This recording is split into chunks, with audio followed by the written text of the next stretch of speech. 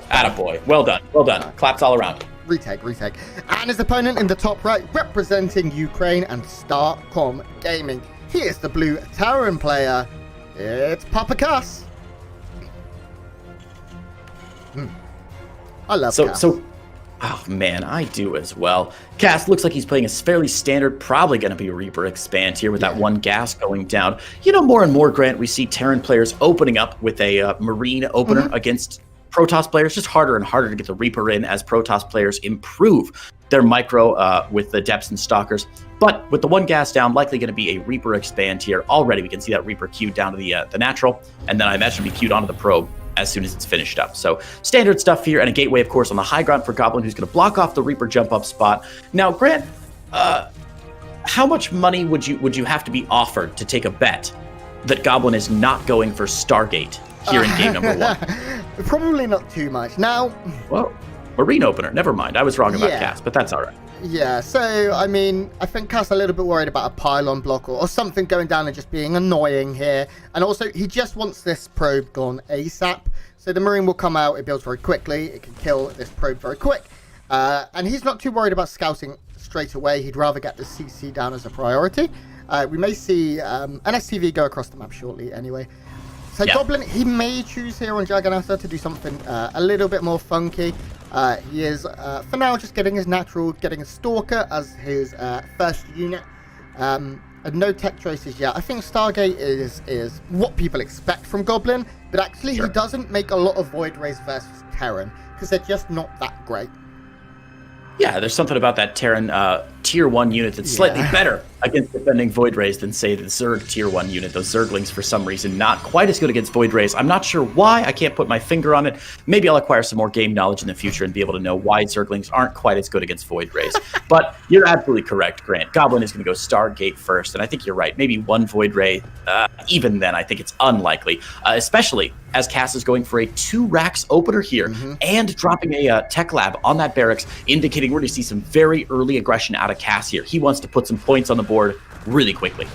Yeah, we do have Goblin moving forward with the Stalker, is going to try and slow down the CC. He's actually choosing to get the SCV built in the bunker instead. I mean, either way, one of them was completing. Probably both will complete it, yeah. But he does kill a couple of workers. This is nice. Stop some mining just for a few moments there, so a decent start. And Goblin is beginning the production of Phoenixes. And before Goblin was known as the Void Ray guy, he was the Phoenix Colossus guy. He's got to change his vanity license plate. Yeah, definitely. He very, very good at controlling Phoenix Colossus, knows when to let the Phoenixes target the medevacs, knows when to lift key units like Marauders or tanks, and with Zealots underneath it, it's a very difficult composition for a Terran to deal with without ghosts. And I feel like actually Cass isn't like a big ghost guy.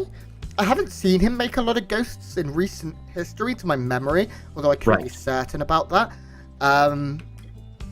Especially not very quickly. So this is going to be it's going to be an interesting one to see how Cass will react to what is, I imagine, going to be Phoenix eventually into robotics based units.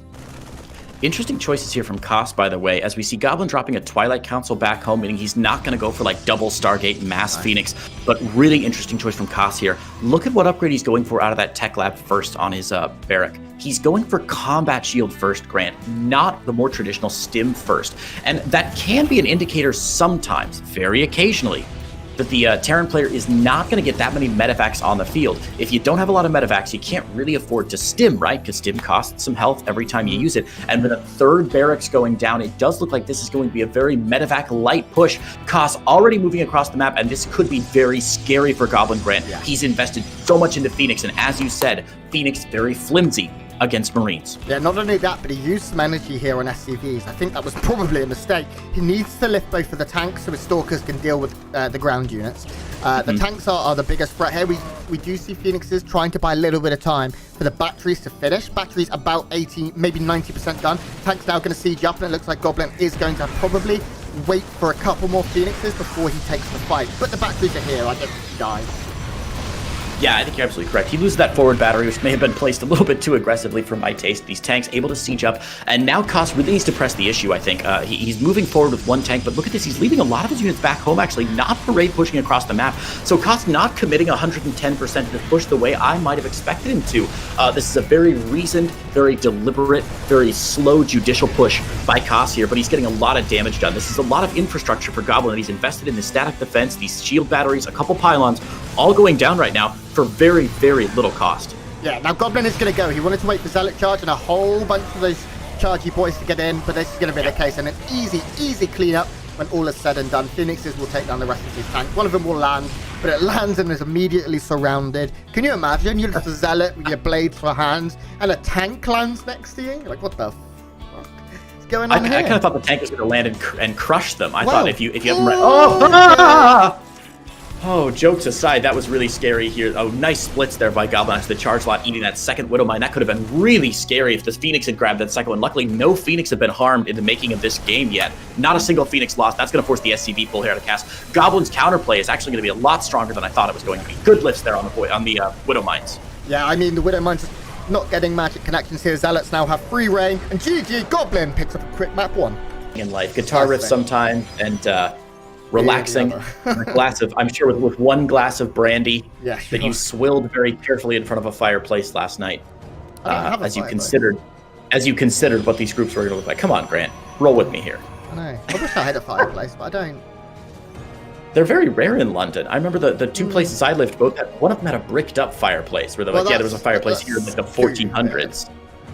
I don't like that. If your house was like originally built with a fireplace, have a second fireplace, you know? Well, as I understand it, the chimney construction wasn't great because they were used to, in the olden times, as I understand, the chimneys were just constructed to expect to have a fire in them all the time.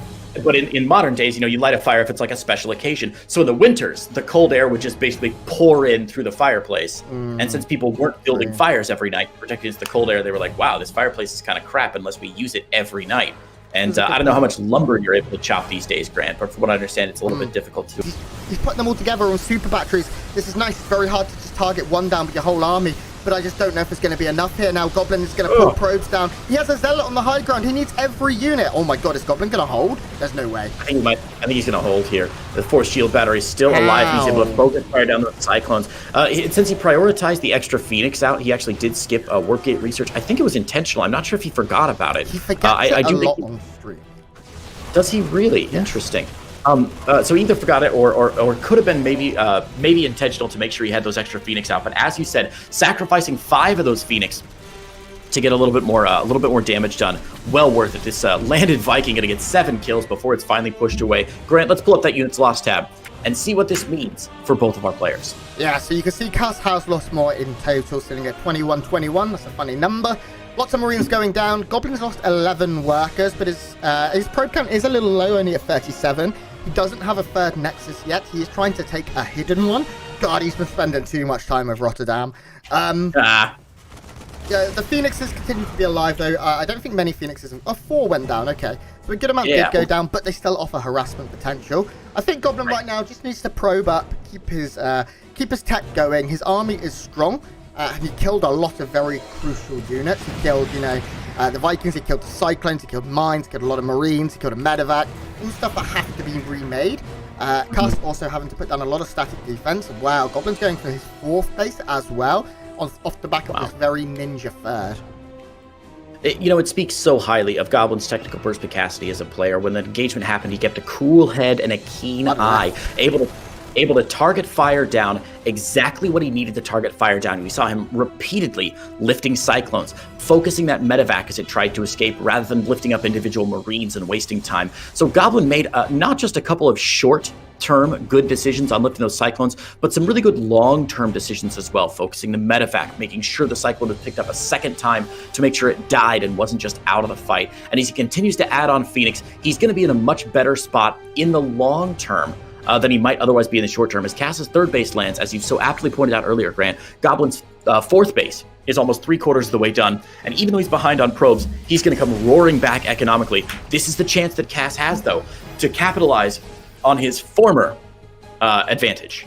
Yeah, Goblin has a lot of Zealots already out. 7 7 Phoenixes as well, and he's producing a lot of them still. Does he have a... okay, ignore me. It was a slow warping, I think. Yeah, that's what it was. Goblin is... His economy is starting to get pretty good at 56 workers. Does still need to keep that going. He's building an Oracle as well, so he can start dropping those Revelations and getting +1 armor to really benefit these Zealots. His army is going to be very Zealot heavy, and I don't dislike that whatsoever. I think it is good against Bio. There's a few Widow Mines out, but not too many. Cass doesn't actually have a lot of factory units at all. 1 tank, 6 Widow Mines. Okay, where are they? At home? Back home, yeah.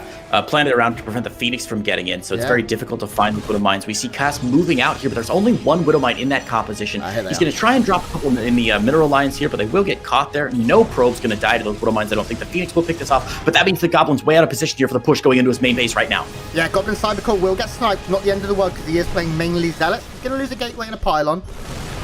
When the scan comes back down, there's an awkward silence there. Like, what do? We can't see. Goblin's army, though, is still pretty strong. With the Revelation, he now sees the entirety of the army. He's going to be able to get the Widowman and the tank lifted. These Marines are in a very, very awkward position here. There's so many Zealots not fighting. Yeah, I really like this position for Cass right now. Those Marines preventing the surface area. It's like when you're fighting against Zerglings, right? You just don't want those Marines or those charge lots to get good surface area on you. Now, the entire army for Cass will evaporate there, but there's a secondary force going on the left-hand side, going up to the north, and he is going to be able to take out this 4th base. I mean, there's no way Goblin can rotate to protect that in time unless he recalls, and I don't think it's worth a recall here to save this base. He still is even on base with his opponent. He definitely will lose this, but he may be able to catch the army of Cass on the flippity flop here as it tries to retreat. There's very little DPS. Like, a lot of the Marauders aren't fighting, so Goblin's going to go for the defense here, I think.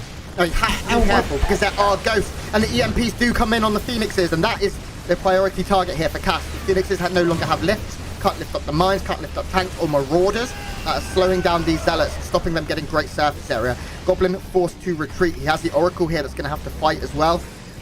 This is a little bit scary for Goblin. He is adding on a Robo. I think he needs to get Immortals into his composition. Widowman's going to reburrow. It looks like Cass is going to try and break through. Yeah, Cass is going to go ahead and push for it. And Gabo knows the Arcom Gaming. Thought I'd just like put the camera in random places as you're trying to introduce. Throw Cass off even though he doesn't know it.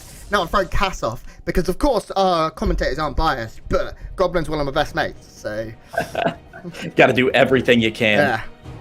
Yeah. Goblin going for a probe scout, doesn't want to lose to anything crazy. He is generally a probe scouting player in this matchup. Wants to make sure there's no proxies. See that everything is normal and try and slow down Cass if possible. Reaper again from Cass. Let's not sugarcoat it. The Reaper in game 2 did like devastating damage to Goblin. If Goblin didn't lose like 4 or 5 workers before the 2-minute mark, probably a different game here. I don't think in this one Goblin is going to send his first unit immediately across the map. I just think he needs to be a bit more careful, stabilize his early game, not forget Warp Gate. Because, yeah, like, the Cybernetics Core is finishing now. In Game 2, Goblin did not start his Warp Gate 2 and a bit minutes from now. Not great. Exactly. But we are seeing... Yeah, go on, sorry. No. It looks like the Adept coming out. We'll have to see if it is going to go across the map. The Reaper, for now, is actually going to scout at home, and it looks like Goblin isn't going to get absolutely smashed by that first unit. I think so. Stargate. Sorry, again, making a bit of typing in chat. Stargate there for Goblin, no surprises, as you so aptly predicted. And Cass opening pretty standard again. Now, Grant, drop some knowledge on us here. Why does Cass continue to build a bunker in his low ground natural? Because the depths are really annoying. If you don't build... that's a fair answer. This SCV, of course, very vulnerable. It can't run away, it can't defend itself. And it takes a while to build a command center down on the low ground. So if an Adept is rallied immediately across the map, it can snipe this, and it can then control the low ground because they do so much damage to Reapers and to Marines. It controls the low ground for a long time and really delays the CC. Just having a bunker here means that the SCV can jump into it, and also the Marines are safe to kill anything that is because the griddle is on its way. That's right. That fleet bacon is a sizzling in the main base of Gabo here as he grabs a 5th base at the 3 o'clock position. Cass just finishing up his 4th as well. We'll see if the is it already a planetary there at the 12 o'clock, Grant? I haven't checked recently. No. No, not a planetary yet. So it should be right there. We go, as we say it, on the way. And that's going to be difficult for Goblin to break. But if there's any comp that can break it, man, those Colossi can do such a good job. Charge lots on top of a planetary fortress can be terrifying, especially as the charge lots are going to be +1/+2 charge lots very soon, meaning they are going to last forever. Now, Grant, give me an overview. This attacking force from Cass, does it have an opportunity to really break Goblin here, or is he just going to try and take a good fight and maybe weaken him enough that he can get in for a second fight later? Yeah, there's certainly potential with this. There's a good amount of Vikings to deal with the Colossus and the Phoenix. And a strong standing army with Ghosts. We're already seeing 4 Ghosts in the fray, and they are all at the other side of the map right now. But Goblin has good vision, has been able to scout out the movements. He has revelations, and he does have, we're looking at how many right now. The 31 Zealots alongside the 3 Colossus. So DPS isn't Goblin's problem right now. He just needs to make sure he doesn't get caught unawares, doesn't get caught out of position, and his army shouldn't get immediately melted here by what Cass has. But now both players have hit max. We're getting Ghosts coming in for the cloaks. We're getting +1 vehicle weapons coming in as well. So Cass is really starting to power up a little bit.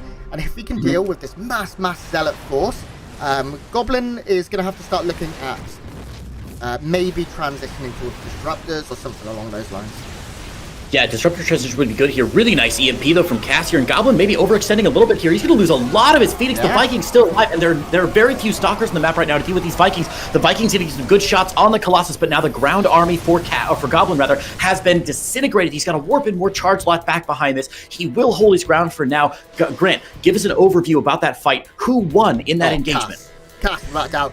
There was 31 Zealots before that, now there's 11. The Vikings got thinned out a little bit, but also things like the Phoenix count has dropped to 2. So Goblin lost a lot of key units. The only thing he managed to keep alive were his Colossus, and that is nice. Goblin, though, is transitioning behind this. It looks like he's done enough to buy himself enough time to get the first 3 or so carriers out. And we don't see carriers a lot versus Terran these days. It's not the most common. So I'm kind of excited to see what Goblin is going to do with this and how he's going to make this work. His upgrades are good.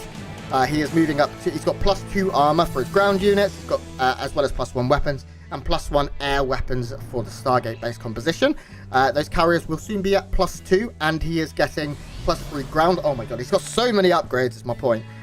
Spread across his entire army. And as carriers pop out, it's going to become more difficult for Cass. But Papa Cass is doing what we all want to see. Building nukes. Grant, how closely are you channeling Mapu today on a scale from 0 to 10? How are you feeling about your upper skills? I'm at about a 3.2. All right, I'll tell you what, 3.2, for every nuke that you catch being launched out of the Cyclone with your massive pro observer skills, I will donate $10 to a charity of your choice. Can it be the Grant Wants Food charity? No, like an actual charity. Come on, buddy. I caught one! There you go. $10, you got it. Keep your eye on those nukes, guys. The first one not going to go down here. That second one also going to get canceled off at the 3rd base. I don't. Yeah, that one's going to land here. The one at the 3 o'clock base though is also going to land. Yeah, the Ghost is going to get this one down. Unfortunately, just a little bit out of range of those 2 probe lines, so not a lot of workers going down right now. I'd say those first 2 nukes not quite as effective as Koss was maybe hoping for, but he still has a huge army on standby outside the 3 o'clock base of Goblin right now, ready to move in at a moment's notice. I'm just going to leave the camera here and make loads of money for charity. That seems like a poor viewer experience. Yeah, but charity, the viewers know they want charity too. No, of course not. We do have more nukes being produced. Ghost Academy 3 and 4 being added on, and Cass, being the kind person that he is, put them right next to one another, so I can keep an eye on things. Goblin's army though is getting real scary right now. More upgrades coming in. We have another nuke getting dropped down at the 6 o'clock position, but a fight going in the middle. Huge fight here. The carrier's finally engaging for Goblin. He's got 6 carriers on the map, which is a bit of a scary carrier number, and he's able to clear out those Vikings almost right away. The Stalkers do so much damage. A huge Purification Nova goes down. The nuke did land at that 6 o'clock base, taking out 9 probes, but I don't think it matters, Grant. Right. This army from Goblin still looking very, very scary. The Interceptor number is still very high. Disruptors in the back, and with another warping of charge lots, this game could be very strong for Goblin very soon. Yeah, we have more nukes being dropped at the 6 o'clock point here. Cass doing a good job of the nukes for economic damage of the zoning. It does look like this one will go off. We're watching it. Where's it coming from? Here it comes. It's already out, mate. There's an attack going down at the 12 o'clock base right now. The carrier's taking down what they can. Remember, guys, Planetary Fortress simply does not work against carriers. It doesn't do much at all. The mass repair going down, but even this fusion core could be under duress here as we see the carrier moving down on the planetary. They need to focus fire down, though. Oh, no, Goblin overstaying his scope. I'm going to recall out, but that's way too late. Oh, losing 3 Colossus from the flip side. And Goblin's lost a lot of workers. He is still at the probe lead, but of course mules are really, really good. And the later the game goes, the less SCVs scale, so to speak. How many orbitals are we looking at right now? For Cass, he is sitting on just 5, but once he gets to 6 and 7, he won't need as many SCVs here. Goblin's bases are still mainly alive. They are bruised, but not broken. We do have another nuke getting fired off here very shortly. There he goes. Down towards... Oh, my God. Carrier's going to grab that ghost. So first nuke will be canceled. Second one should be canceled as well. As soon as he finds that ghost, he's desperately searching around for it here, but has got to get out of the way here. It looks like that one will actually land there. A couple of shield batteries going down at the 3 o'clock base, but it might just not be enough. Remember, guys, nukes are quite expensive, and even if you only land like 1 in 10 of them, that's about a fair trade for cost. So he's really got to hope for his next couple nukes really need to get some value out. Otherwise, he's going to be spending a lot of money on nukes that are not zoning out, they're not taking out army supply, and they're not destroying probes. Oh my God, this Viking count is insane right now, Grant. It's exceptionally good. Cass's army is very strong right now. Goblin is really moving into like hyper late game composition of Carrier Disruptor. Probably will look to add some storms in as well. Has he researched Storm? No. Does he have a Templar Archives? No. I'd like to see that. Maybe Goblin has a lot of money right now instead of... but right now, Cass is in control. I think it's fair to say. His huge nuke lands there, Grant, by the way, that we missed at the 3 o'clock, or the 4 o'clock base, rather, for Goblin. 13 probes going down. If you'd like, I can take over observing to try and keep an eye on these nukes, if that'll help you out a little bit, since you're commentating as well. Yeah, okay. All right, we got it. One more nuke popping down here as the bottom 7 o'clock base does go down for Goblin. This is a nice little win for Cass, and he's going to move up, but the army supplies and worker counts roughly even right now. The nuke going down 12 o'clock, or the 6 o'clock is going to get canceled as only 2 probes go down to a ghost. Now working his way through this base, going to force a warp in back home for Goblin. Grant, is Goblin's choice to stick on carriers actually a good choice right now? Yeah, I mean, if he can get to like proper maxed, lots of carriers. I would have liked to see High Templars as well. There are ghosts, of course, but Mothership plus High Templars are pretty good if you can find the angles. And here on Death World, there are a lot of flanking angles. Lots of places you can send the High Templars to come from different angles. I feel like as this game goes on, Cass is in control still. He's now moving into battle cruisers. He's getting Yamato. He's adding on 2 extra starports. And if this continues, Goblin's going to look to probably have to move into like Tempests, maybe a few Void Rays, just to deal with those bulky capital ship units. But Cass's army, I mean, it is very good. One thing Cass hasn't been able to do is mass expand. He hasn't got that many bases. $10 doodles for your charity this time. This nuke does look like it's going to land here, and this will find a bit of damage. It's pretty close to the Nexus and the probe line, and we should see 6 or 7 go down here. 5. Another one channeled up at the top side here. Goblin just... How many observers does he have? Because however many he's got, it's not enough. He's only got 3. He should have like 83 at this point, because these nukes are really, really becoming a nuisance. Yeah, we're finally seeing cost paying off. These 4 nukes might seem like a bit much. You're like, man, do you really need 4 Ghost Academies? That seems excessive. But really, the key with these nukes in the mid game and late game, especially as we've seen with Korean Terran players like Maru and with TY, when you're going for this mass nuke play, you really want to be landing them all over the map all the time to make sure that massive damage continues to happen. Big fight over here at the 9 o'clock, but it looks like he's not going to be able to, Goblin's not going to be able to engage here, and these poor ghosts are getting so many kills off the back of just being cloaked. Not even the nukes here. This is so many kills for these ghosts. Yeah, Cass has killed 55 workers, and that number now about to break the 60 mark, which is great. Oracle going down a bit annoying here for Goblin. He really does want to keep Revelations. Goblin may be a little bit stuck right now. There's 5 battle cruisers being made at a time from Cass. So a big transition, a Protoss-esque transition coming in right now from Cass. And I don't know. It gets a little bit weird because battle cruisers hyper late game maybe can be dealt with by Tempest and things. We do have some EMPs going down here. Some great EMPs, lots of shields from these units going down. It looks like Goblin may just about have enough. Another nuke! Oh my god, 54 probes have died in the last few minutes. And that now leads the total to 94. But Goblin winning the fight with the army. Goblin's army is massive. He needs to kill everything with what he's got though. His bank, kind of minimal.